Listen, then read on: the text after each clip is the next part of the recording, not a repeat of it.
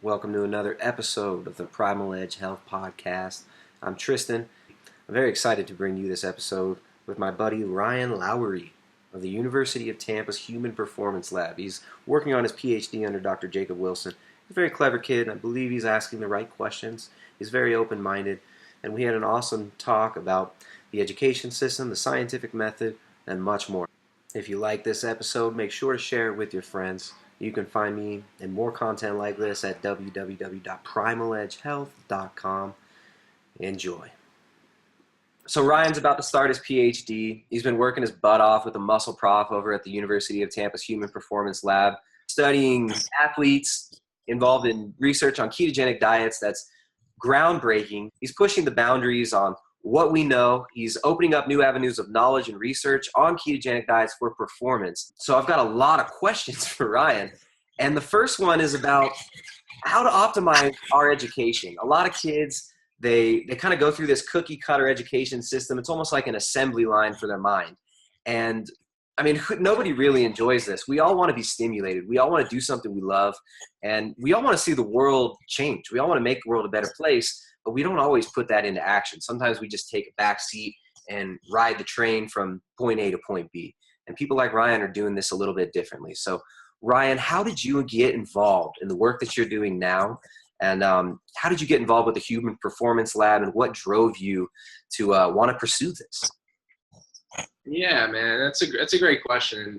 Honestly, it kind of just happened by chance. It was just a lot of luck. In fact, so I came down to the University of Tampa, applied really late actually, and just came down here because I was an athlete. They have a really good baseball program. I was like, you know what, I got to be there. I got to try and be on that program. Came down to play baseball, and I thought, you know what, baseball is my career. I always wanted to. Derek Jeter was always my idol, so I was like, you know what, that's what I want to do. And then freshman year, I was in a class in nutrition with Dr. Wilson, and he kind of changed my whole paradigm of how I looked at like what the possibilities were for my future. And there was a study going on involving baseball players, and he's like, hey, man, do you want to be a part of this study? And I was like, absolutely. It's right down my alley.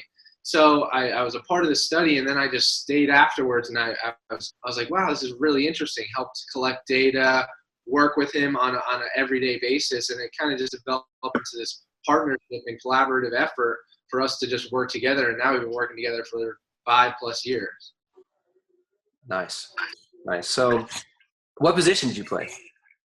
Shortstop and second base. I was a middle infielder. Yeah, so you're quick on your feet. Yes. So in high school, I mean, did you have any idea that you were going to want to get into the sciences? I mean, it sounds like you were probably pursuing athletics and more into, other things. I mean, would you have seen yourself in the place you are now when you were, say, 15 to 18 years old? To be honest, man, absolutely not. I didn't see where I was now. It's kind of amazing to see where I thought I would be now and where I actually am. I was always an athlete, so I knew I always wanted to be involved in something related to nutrition or exercise or something like that. So I originally came in as a physical therapy major. Nice. And I was like, well, physical therapy is what I want to do, 100%. And then kind of Dr. Wilson opened up this whole other door where it was like, hey, man, you're an athlete. There's possibilities of working with athletes on a different level, whether that be sports nutrition, exercise physiology. And that was a whole world that I had no idea about. So ever since that, after freshman year, I changed over and I went into like a human performance route. And then ever since then, I've just fallen in love with sport nutrition and just optimizing overall human health and how to make the best athlete. So this is your undergrad year, your first year. You're probably 18 years old when you got into this, and you've been at University of Tampa since. Like, did you do a master's there? Yeah, I just finished in May. I just graduated my master's at UT as well. Okay, so this kind of leads into the next question. We were talking about when you were younger and some of how you've kind of changed your path several times in life and changed what you thought you would be into. What kind of advice would you give your younger self before starting college that would have maybe helped you to optimize your situation, or somebody that was in a similar place would help them to optimize their education and their future? Dude, this is a phenomenal question, and something that I love to address a lot. And it's something I've been working with a lot of friends lately that have run into that issue where it's like, oh, well, I just wanted to go into this career because it makes a lot of money, or, oh, I'm going to become an accountant because I can make a decent salary. The thing is, man, the thing to keep in mind, if I had to give anyone advice, is it's to follow your passion.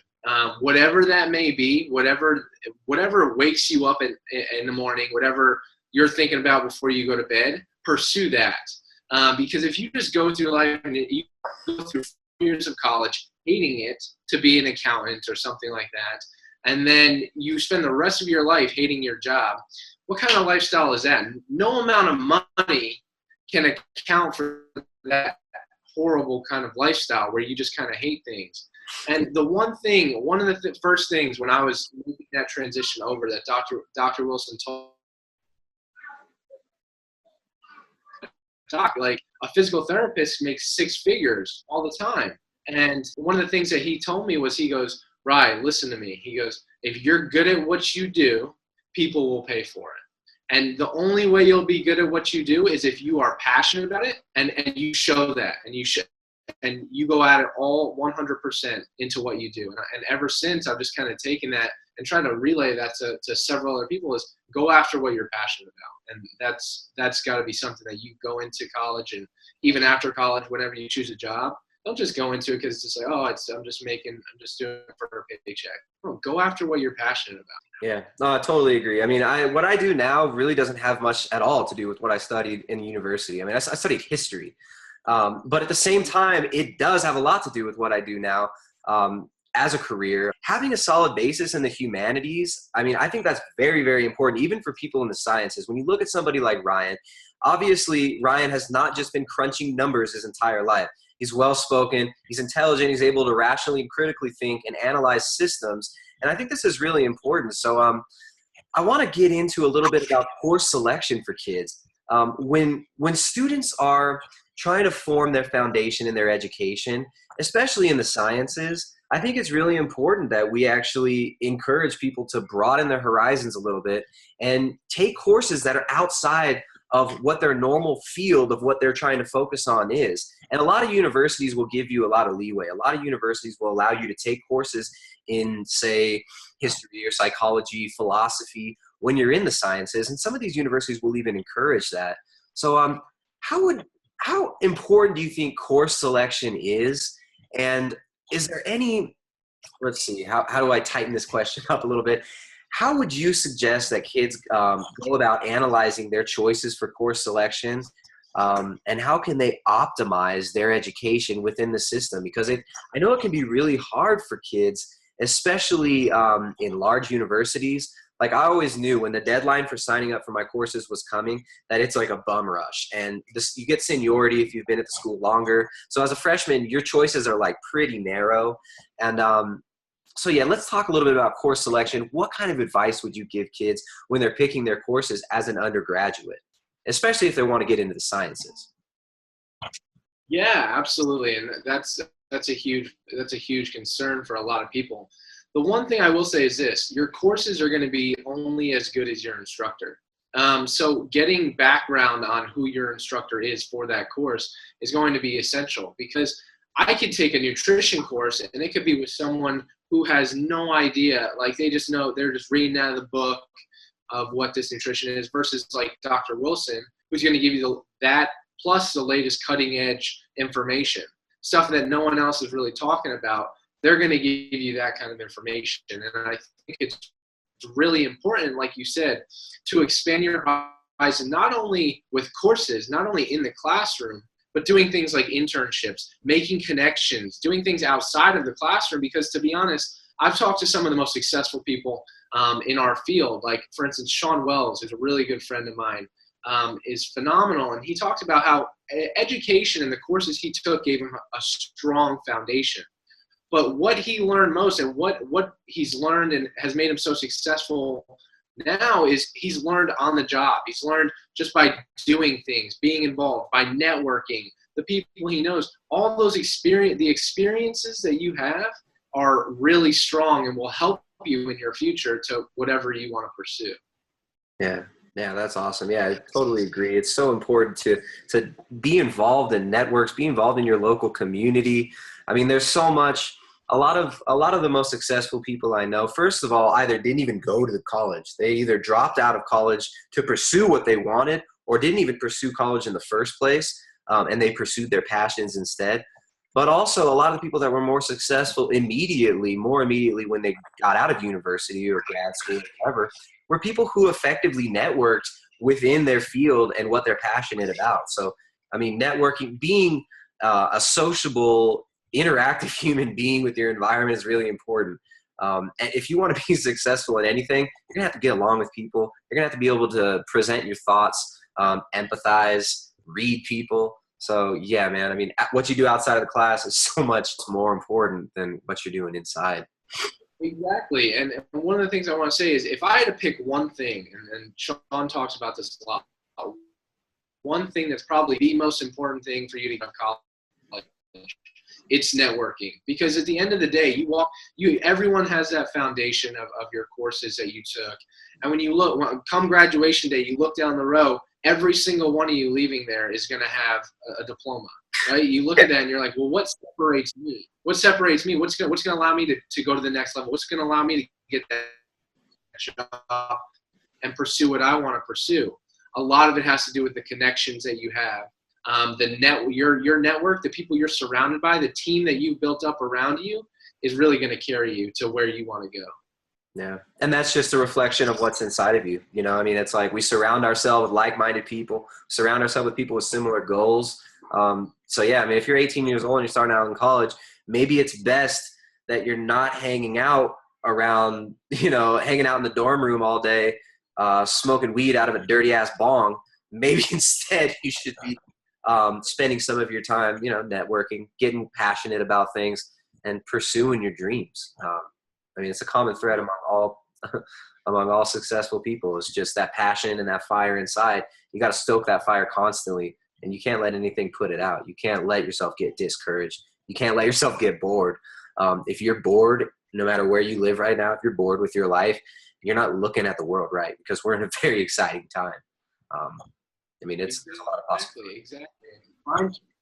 Find what makes you passionate. Find what that is. And there's a way that you can incorporate that, because I'm telling you, there are people that are around you. Like, for instance, Dr. Wilson, Sean Wells, in my case, there's several collaborators that we work with every single day that just are so positive and have that fire like you talked about, and that drives you. That's what keeps me up at 1 a.m. reading papers, trying to study, trying to find the next best thing, right? That fire that you're surrounded by is only going to keep driving you further and further. So yep. I love it, man. So you spent a lot of time in the university system. You're teaching courses. You're working with students. You got your master's degree at the University of Tampa. And now you're getting into your PhD. So you're working really closely within this system. Just like every system, there can be inherent flaws. So I want to get into a kind of a broader discussion about how you would like to see the university system change. Everybody talks about change. Everyone wants to see change, but a lot of the times we don't have a concrete idea of how we would like to see it changed. Is there anything that you would like to see happen to augment the way that the university system works? How would you change the university system to better suit the students, faculty, and everybody? Sure. That's a really great point. One of the things that like we talked about, one of the things where I would love to see the university system go more towards, and they're doing a good job. They're doing a good job of it, but it's not great yet. And it's getting more hands-on practical experience beyond just being in a classroom, because even at a university, in high school, at a university, it doesn't matter. A lot of the times it's like, okay, I'm judged based on how I do sitting in a classroom, taking a test, right? And it's first off, it's not the same across all universities. You take a class at this university or that university, and it can vastly differ. And that GPA that you get when you graduate could mean the difference of you getting into med school and not getting into med school, right? And it's like, it's so mind-boggling to me, the fact that it's like, well, if you there's no definition of like, oh, what makes this class hard or what makes this class not hard, right? So GPA. I mean, you could. I've known people who have failed classes simply because they fundamentally disagreed with their professor, and they could have been right, and the professor was entrenched in dogma, but they would have failed the class because they refused to toe the party line. So these kind of things do happen, and it can be subject to personal vendettas and politics in your grades. So I totally agree with you. Exactly. And I think we need to get to a point where we're not only judging performance based on how I sit down in a classroom and do on a test. I think we need to judge performance on how well we're progressing, how much we're actually learning. And that's a whole nother topic that Dr. Wilson would talk about is, do tests actually measure learning, or are they just memorization, right? It's like, am I just memorizing for this exam, or am I actually learning? So we need to figure out ways to measure more learning, get more hands-on activity, and be able to get to a point where it's about networking, like we talked about, getting people more internships, doing more classes where you're traveling abroad. I mean, this is a time of your life where that's probably the best time to do it. Travel abroad, see different things, get those experiences, make those connections. That's all really important, I think, during the college time. Yeah, I think a lot of it has to do with the professors. I mean, at least in this realm, a lot of it has to do with how the professors format their courses, and how adaptable, I mean, you're only going to get out of your course as much as your professor is willing to give. So if your professor's just going through the motions, if he's regurgitating 20-year-old information that may be outdated or maybe needs to be questioned again and looked at in a different way, from a different angle, different perspective, you can run into issues there with the dogma entrenchment. And I mean, getting involved with the local community. I mean, university system, especially if it's public university system, totally agree. It should be more involved with the community. Something that was kind of inspiring about the university I went to, it had a pretty good organic agriculture program that was involved with a lot of organic food producers around. They had a big organic farm, and I know you said your brother went to Ithaca. My sister went there as well, and they had a similar program that was really involved with local community agriculture and stuff like that. And I think that's great, but this should be extended into into every single subject. I mean, undergraduate students who are looking to become doctors should already be exposed to field work. And the fact that a lot of them aren't is kind of ridiculous. I mean, this could make the difference between a good physician and a horrible physician. I mean, you spend all this time in school and you end up becoming a physician, and all you're used to is memorizing information and regurgitating it. Then how are you going to help people? Exactly, man. And I think you bring up a good point with the doctor. It's like, okay, yeah, what case that wasn't in your textbook? What happens when someone comes in with a problem that, oh, it's just not as easy as going through steps A, B, and C. Now it becomes time to problem solve. And because you might not have had that experience, you might not be able to effectively problem solve and come up with a good solution for that because it wasn't in your book that you read throughout school, that you regurgitated back on the exam, right? So it's more just it's beyond just the textbook. Yeah, and this is why I think it's really important that, I mean, if you only teach children math and science, and their understanding of what science actually is could be skewed, and we'll get into that later, into what the term science is actually referring to, which is a process, not a deity. Yeah, this brings me to the next point. I actually reached out to a friend of mine. He's a neurosurgeon, and he's got some ideas about the education system, about the system of research in the sciences that are a little bit different from how most people see it. And he sees things a little bit differently. And he's a really intelligent guy. And he said, I reached out to him. I told him I was talking to a young PhD student and asked him if he had any questions. Like, what would he like to ask a young PhD student? What would he like to see asked of a young PhD student who's looking to make a career in the sciences and in education? And he sent me this really awesome question, which perfectly ties into what we were just talking about with problems with the way we look at things and issues with the way that we analyze systems. So here's his question. We waged war on cancer in 1971. Today, cancer is a bigger problem than it was in 1971. This points out the overall failure of cancer therapy from an epistemological ideal. since the paradigm based on the Cancer Genome Atlas has failed to find common drug targets within the same cancer type, or even over time in a single tumor's lifetime. This has damaged the old theory of cancer held strongly by many oncologists. How can our generation ask better questions to solve these problems? Because obviously there's a schism in the way that they're looking at it. There's obviously a schism in the way that we're looking at cancer. The genes, the genetic theory of cancer doesn't seem to be the totality of it. And we're just not finding drugs that are able to effectively target even a single tumor in its lifetime. What kind of questions can we ask, and how can we change our viewpoint so that we can actually take care of these issues? And this is just one small example, but it's a big one. Cancer is huge. Absolutely, man. And the question, and this comes back to a lot of different aspects, and cancer's a perfect example. So in my opinion, the question that we need to be asking is not, okay, what happens like after someone gets cancer, but what's the root of the issue? Why is this being caused? And I think we need to go back to why, like, what is the root of the issue, that's causing certain cancers? And Dr. Thomas Seyfried is doing some phenomenal work in this area. And he's talking about like cancer as a metabolic disease. And you touch on it, everyone thinks, oh, it's genetics. And he's kind of finding, well, maybe that's not the case. Maybe there probably isn't some genetic component to it. So maybe we need to start looking at it in a different light. I think what we need to do is we need to look at what's the root of the issue and really find out what's causing it first. And I think we're going to see more of a swing towards like preventative medicine rather than, okay, now we have something, what do we do now? Right? Why wait? Why wait for something to develop? And when in fact there's actual ways that we might be able to prevent it from happening in the first place. Yeah. And I really think that's where the research is going to go very, very soon. Yeah, no, that's a really good point. And I think it's important that people don't get tunnel vision when they're looking for the root causes of these issues.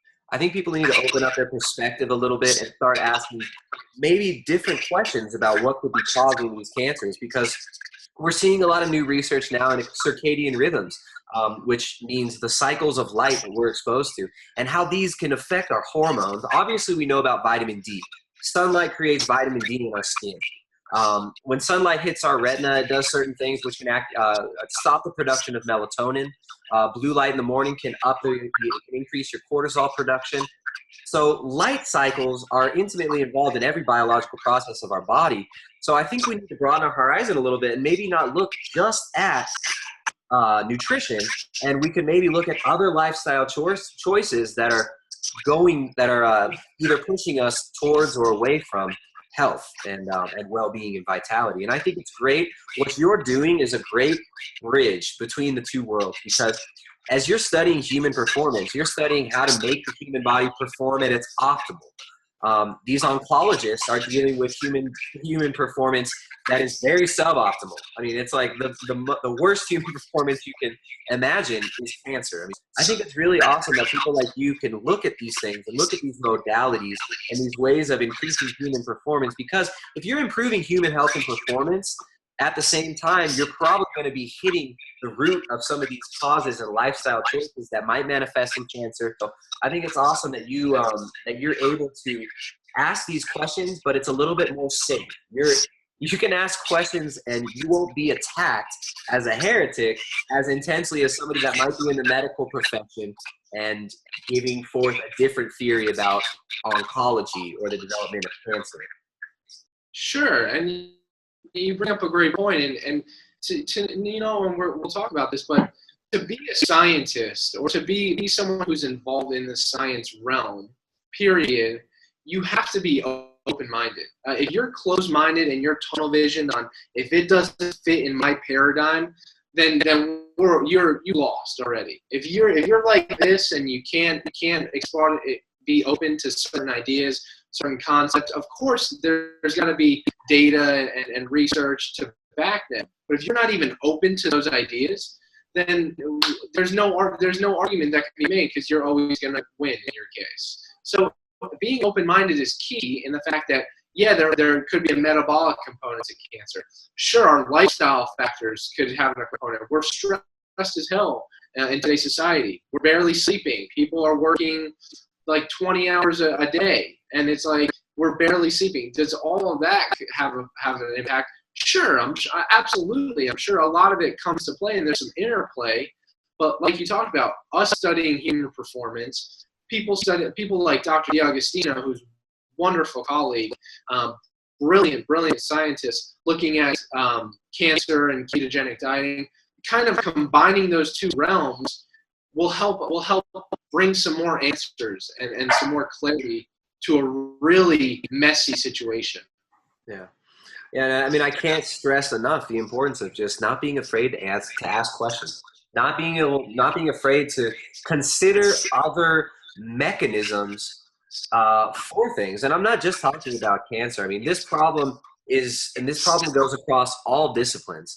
The problem of old dogma and old assumptions always being assumed to be true. We can come upon new information, we can come upon new data, new observations, which could completely wipe away some of the foundation that we're standing on. And we can't be afraid to ask these questions. I mean, every scientist wants to say that they're open-minded, but we're all human. You know, I mean, we're all prone to human error. We all have egos. We all have fears. We all have things that would subconsciously influence us to skew data, to look at things in a certain way. And this kind of brings it back to the importance of having an understanding of human nature, having a basis of your education in the humanities, in logic, understanding rhetoric, how that works, understanding how propaganda works. I mean, this is important, that people are able to analyze systems and actually question themselves and their own motivations, as well as the motivations of other researchers. And it can get sticky. Once you get into those gray areas, analysis can become a little bit more difficult. But that's what science is about. Science is not about the answer. Science is about probing the questions so that we know which direction to look. So that kind of leads me in, I should have transitioned with this question earlier, but let's do it now. Big, broad question. What is science? Wow, that's a great question. Do you even science, right? That's something that gets brought up a lot now. Because what is it? I mean, people conjure it up like it's a deity. Science says this. If you watch CNN, they'll say science says this, or a new study says this. But it's not so simple. So, what is your definition of science? What the heck is it? It really isn't so simple. So, if I define science, I would say it's really the systematic study of questions, like you said, in an operational, so we're defining them, in a repeatable manner. So in other words, it's a question that's brought up, I can take it and I can test it. But to counter that, what I will say, science isn't someone saying, oh, I eat donuts, that's all I eat every single day and I'm shredded, so thus eating donuts equals being shredded, right? Yeah. So that's not science, right? Because it's not operational, it's not repeatable. But taking something and asking those questions, probing those questions are what really drives science. And there's a great example. We presented on ketogenic dieting a couple of years ago. And one of our good friends, Dr. Brad Schoenfeld, had some questions. And he came up to us afterwards and was like, hey guys, what about this? What about strength endurance? I don't see any mechanisms for that. So what are your guys' thoughts on that? Just being very open about it, asking questions. And you know what, that drove Dr. Wilson, myself, and our entire lab to work on mechanistic viewpoints from a ketogenic diet. We actually are just finishing up a study with Dr. Mike Roberts with some really interesting data. And in fact, we're doing more ketogenic studies to look at those questions that Dr. Brad Schoenfeld asked. Because he probed those questions, it's driving science forward. And that's what it's all about. I think a lot of people assume that science is an answer. The way the internet functions, the way the internet debates happen, it's all about being right. Everybody wants to be right on the internet. I mean, you could look at forums or Facebook groups or YouTube comments, and there's thousands and thousands and thousands of people, and if you ask them, they are all the voice of science and reason. Yeah, but it seems like the availability of information has changed a lot over the years. I mean, since when I first started university, this was 2005, and that was like the year that streaming video really became big online. There was Google Video, which is not around anymore, and YouTube started at the same time. Now, the internet databases have changed the way that universities share information with each other as well, and the way that scientific research disseminates to the public and to other researchers. So how has the internet changed the way that the scientific process works? How has the internet and the availability of information, the instant connectivity of information, how has this changed the way that the science is being conducted and the way that the information is traveling? This is really good, and I'll say there's pros and cons. So I'll start with the pros. First off, the pros is that now everyone is getting access to these articles, all these publications that are going out.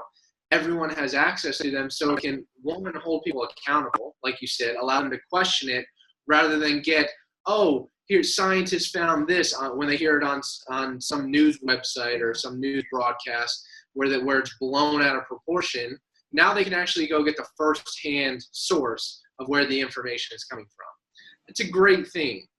But on the other side, it can also be a very dangerous thing.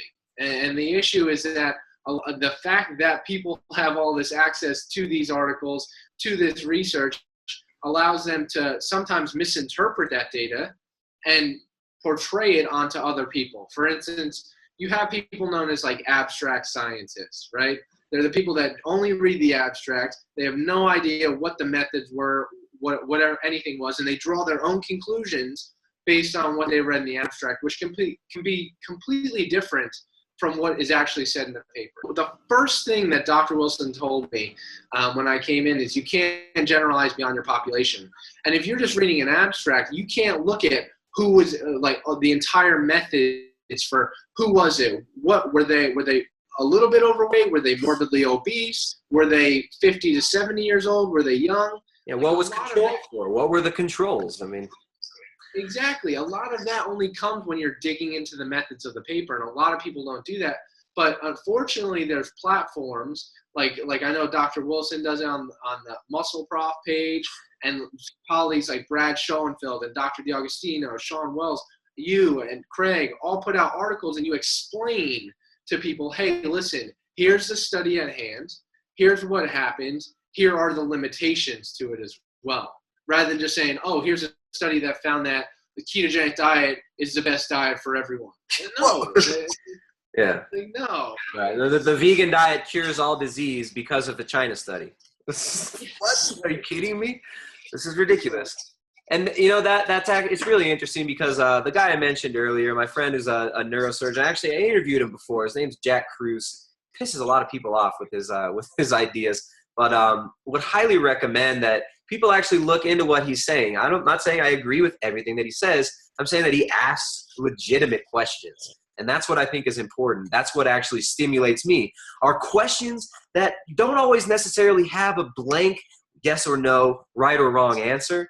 And he brought this up when I reached out to him and told him that I was going to do this interview. He said, with many researchers, the business pressures of funding they face has changed the landscape of doing science. There's a sort of scientific shorthand where you give someone a citation, they take note of how prestigious the journal is, how prestigious a university employs the authors, how prestigious the institutions are which educated the authors.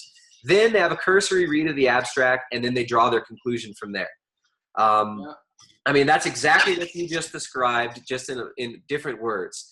And so people are seeing this issue, and the internet, it's almost like the internet has compounded this issue because every single person in the world can now do this, have a platform, and form like a cult around whatever their conclusions are. And so, yeah, I mean, it's not the scientific method when you do it that way. The scientific method is probing it, looking into the questions that are asked, asking other questions which might point you closer to the truth, closer to a synthesis of knowledge that can lead us to advancements in science and technology and whatnot. But yeah, it's so important that people ask questions and actually learn how to not only interpret studies in the context of themselves and in the context of all the available knowledge and data, but also interpret the studies and interpret, how do I say this? Interpret things from an epistemological point of view.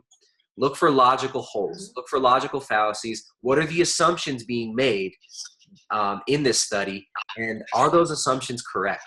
I think it's really important that we always question assumptions. But it looked like you had something to throw in there.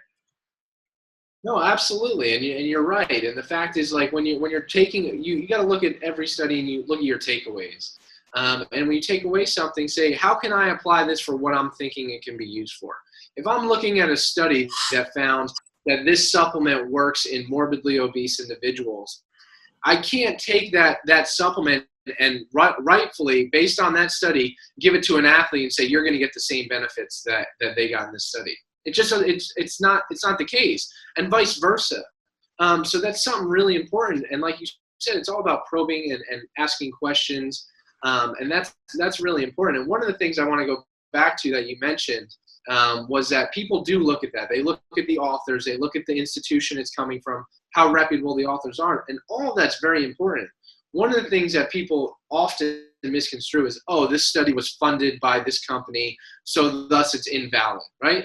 And the fact of the matter is that's so silly to think about, because if you think about it, if you're doing a study, like say we're doing a 12-week study where we're doing blood markers and all this stuff, that can cost upwards of $50,000, $100,000 to run just some blood tests. Yeah. As much as I would love to just be like, hey, I'll fund that, I can't do that.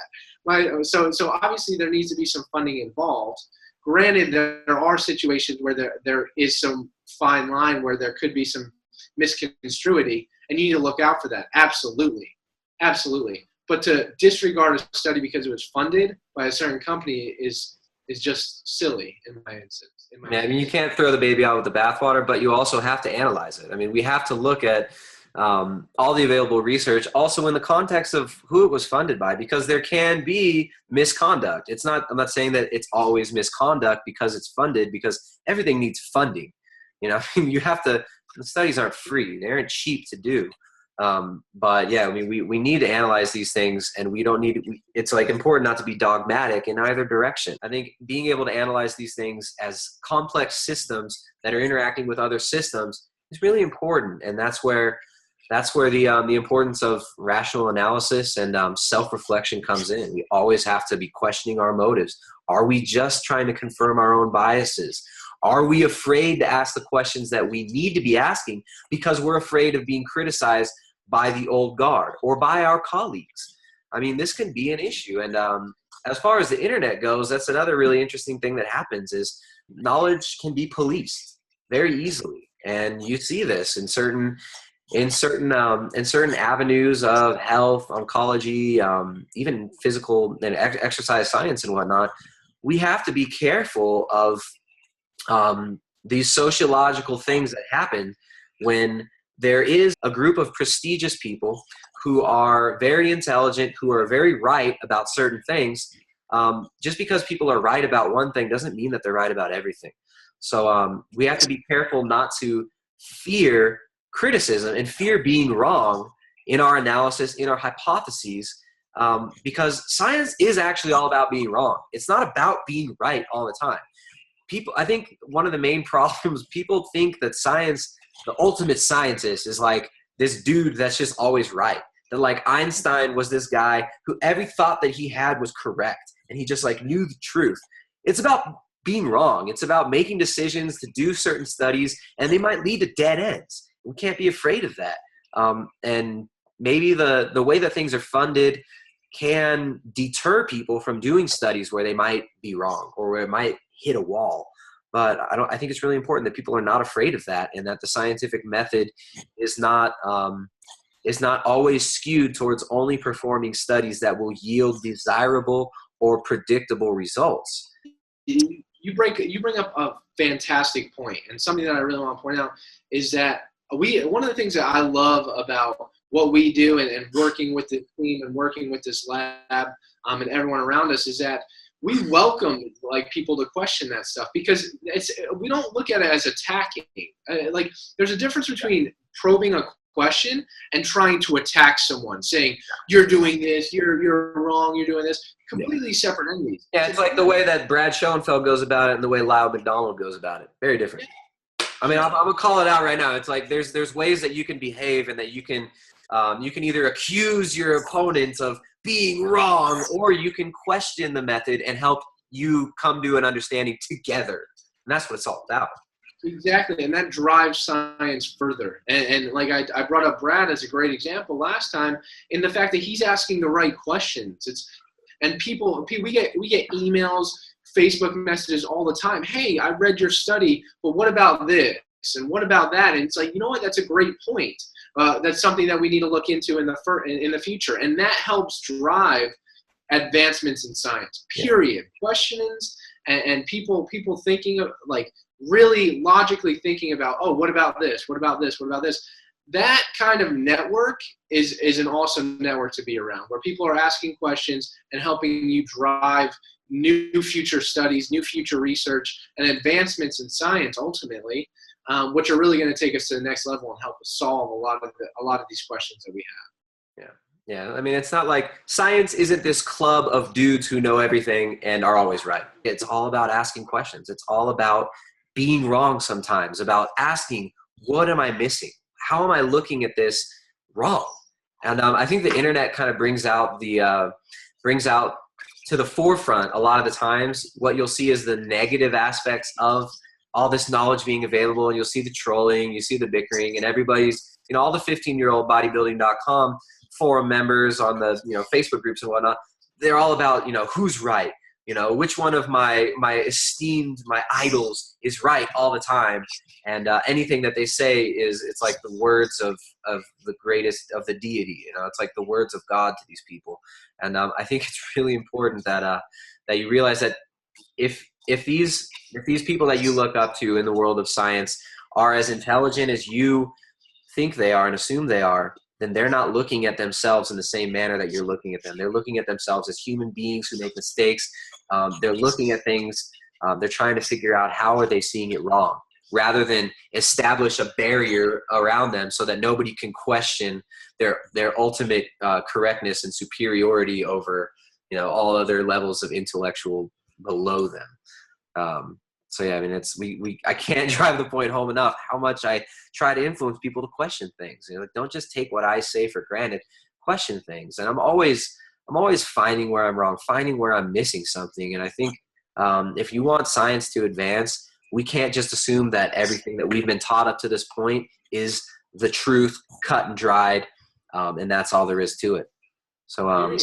Period. And if you talk to some of the most successful people in our field, some of the most successful people, I ask Dr. Wilson this all the time, and he goes, to be honest, Rye, the more I learn, or the more I read and the more I study, the more I realize the less I know, right? And that's something that people go and they're like, they're always learning. I've never seen someone study as much as Dr. Wilson. He's the guy, everyone would look at him and goes, that guy knows it all, right? He must know it. He must know everything. And he'll be the first one to admit there's a lot of stuff that he doesn't know. And that's why he's always studying. He's always trying to improve, because he wants to help people. He wants to educate. Same thing with Brad Schoenfeld. Same thing with all these other people that are really trying to put the information out there for people to understand and learn. All of these are really important, and they realize that the more they're studying, the more they realize that, maybe there's a lot more out there that I need to learn before I can say, oh, I know it all, for instance. You'll never know it all. That'll never happen. You just got to keep getting closer and closer and closer. Yeah, and you know what? Science is not advanced by carefully constructing studies that you can predict the outcome of. Science is advanced by failure. Science is advanced by theories that are held. I mean, you probe a theory and it might hold up for a long time, but eventually, usually these theories crumble in the face of new knowledge, in the face of a new theory, which is then shown to be incomplete later on. So, I mean, we're always dealing with, we have to have fluid intelligence if we're going to be probing these things. We have to have self-reflection.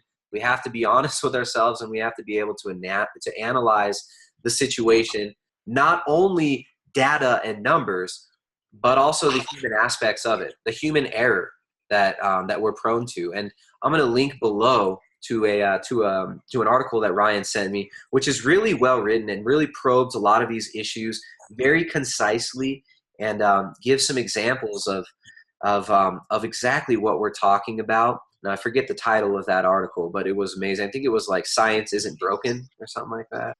Okay, so what would you like to see more research on, and what research would you like to see done that you think is really likely to happen? This is a great question. One of the things I want to see, one of the things that fascinates me, and anyone that's been following me on Facebook or stuff that or been around me knows that I'm fascinated recently with the impact that the gut microbiome has on a lot of different aspects. So your gut microbiota, there's a lot more research going on right now about what affects the gut, how it's affected, and kind of what can go. One of the things I want to see, especially because it's a personal issue, is that my mom has Crohn's, my aunt has multiple sclerosis, and fecal matter transplants are becoming huge internationally. Yeah. And they're being used to cure like things like C. diff, and they're finding fantastic. And C. diff is gnarly. Like C. diff is no joke. That can kill people, right? People that die from these infections. Exactly right. And so what I honestly think in the next couple of years we'll see a movement towards seeing kind of these fecal matter transplants being more mainstream, where like if you have a problem like Crohn's, IBS, MS, all these different things that will be available. Not at all saying it's going to cure it, but that option, that treatment option is available. So that's really cool. One of the other things I talked about this with my good buddy Sean Wells last night. And one of the things that he's fascinated with, as well as myself, is that the impact that like extreme cold and extreme like warmth has. So temperature manipulation and its effects on muscle growth is something that's really interesting. Like we know if you get really hot, like putting yourself in a sauna can activate things like heat shock proteins, which are important for muscle. That's pretty cool. What about if you're on the other end, you're really cold and you're activating things like brown adipose tissue? That kind of manipulating your temperature, and we're starting to see more like clothing and blood cooling and all these things come into play. And then one of the last things, of course, is going to be one of the things that irritates me is this war over what diet is it. If there's because obviously my diet is the best one and the only one and the way and the truth. But yeah, go on. The diet wars kill. They're tough, and the issue, and one of the things that we're interested in is obviously ketogenic diet, and in no way, shape, or form do we promote that and saying that everyone in the world should be on that. Yeah. But the one thing that we do is say we need to give people more tools, and if it's a tool that someone can choose and say, you know what, this hasn't been working for me, so I want to. If I'm an athlete, I want to look at if this is an option. What about an NFL lineman? There's a recent article about NFL linemen going on a ketogenic diet. So what if you're an NFL lineman? Is it something that you can do? It's something that we need to address, and that's something that our lab's interested in right now to try and give someone potentially one of those tools. So those are some things I think that are going to happen very soon. I'm really excited to see those things happen, and I really hope they happen soon. That's awesome. Yeah, it's interesting. The point that you brought up about the hot and cold, it kind of goes back to circadian rhythms almost and seasonal cycles. Because when you look at the natural cycles of light, temperature, even magnetism, the magnetic field around us is constantly changing with the seasons. And I think something that's really interesting that's going to start becoming a big issue, especially for oncologists, is the effects of subtle changes in the electromagnetic field around us on oncogenesis, but as well as on human performance. So, but these things can be really hard to control. So designing studies where you're, using long-term circadian rhythms like seasonal changes can be really expensive. But I mean, I would love to see some data on that, especially like, ketogenic diets in winter versus summer. I would love to see that if there's changes in the gut microbiome during the summer or the winter in the same individual, stuff like that would be interesting. But yeah, I'm sure Ryan gets thousands of emails all the time of people like, what if you did this study? What if you did? So yeah, maybe we'll give some contact info for Ryan later, and if anybody's got any interesting studies, they can throw some to the boy genius here, and he can see about probing some of these issues. But the next question is kind of in line with the first one. What type of research would you like to see done that is unlikely to happen? And why do you think this is unlikely to happen? Ooh, that's a good one. It's kind of a hard one, though. One One, I'll say, I'll go back to the gut microbiome because that's something that I'm fascinated with right now. You want to do a fecal transplant with me? Just admit it. Come on. That's it. Yeah, well, going along with that, no, it's kind of on that point. Okay. Is something that would be interesting is to take an athlete. So you take an elite athlete and transfer their fecal matter into another individual and see what happens. Yeah. Because we know that there's strains that are associated with leanness, right? You're really lean. So like one of the probiotic strains is Akkermansia. It's a bacterial strain, Akkermansia, that's really prominent in lean individuals. Well, what if you took someone that has a really high amount of Akkermansia and put that in someone who's obese? I think we're a couple of years off from that because there's a lot we're just doing with the Gut Microbiome Project and these companies like UBiome and the American Gut Project starting up, getting some. And what are those companies doing? Because this is really interesting. If you want to tell people what the UBiome and stuff are doing. Yeah, so we're actually collaborating with a couple of them. UBiome, for instance, basically send you a kit. Same thing with the American Gut Project and Genova Diagnostics as well. They send you a kit, and you do a little sample. You shake it up, send it back to them, and they basically analyze it and tell you what kind of is the makeup of your gut and how does that compare to everyone else who's been tested. So they're coming up with this huge, vast of kind of like a crowd sourcing research project. It's like the human butthole genome project almost. No, it's amazing. And this is like the frontier of science. Like this is like the last frontier almost in the human body. It's not really the last frontier, but this is how people see it right now. This is opening up new doorways. That brings up, the interesting thing is like, okay, so if you were to transplant, what was that one called? The lean Akkermansia. So if you're gonna transplant that into another person, I think it might be important to look at the mechanisms by which this bacteria is fed. What does it feed on? What is its fuel? And how does it grow? Because it's like if you just throw a little bit of lactobacillum in somebody's diet, like they eat 1 cup of yogurt and they get those probiotics, it's like that's not going to make a significant change because you got to keep feeding the bacteria and keep the culture alive. So that'll be interesting. Exactly. That's where things like resistant starch and prebiotics all come into play, and it's really good. There's Dr. Grace Liu is doing some fantastic research on that.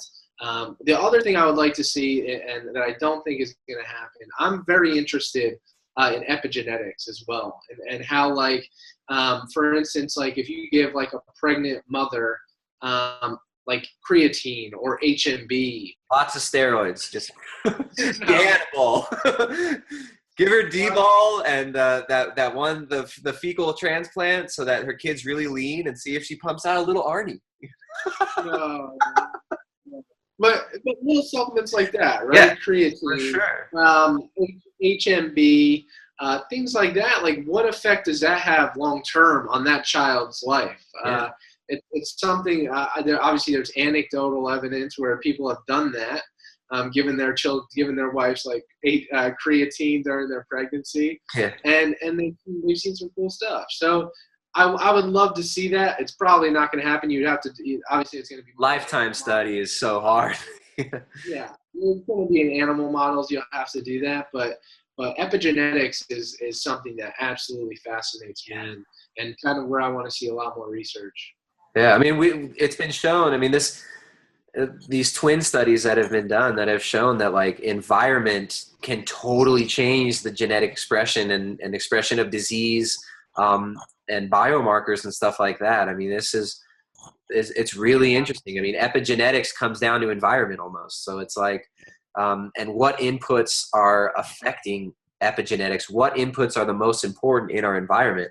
And I think we're going to see a lot of the entrenched dogma on what inputs are the most important, which right now everybody thinks is diet.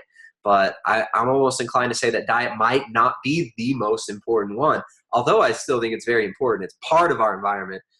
There might be other important inputs like circadian rhythms, which they're finding like really affects breast tumor genesis of breast tumors, testicular cancer, other cancers like that are affected by light cycles. So all this stuff ties into the sciences of biology are having to become this super, super holistic science, where you're having to consider so many different things at once that it sounds overwhelming, but it's really fascinating when you look at it. Oh yeah.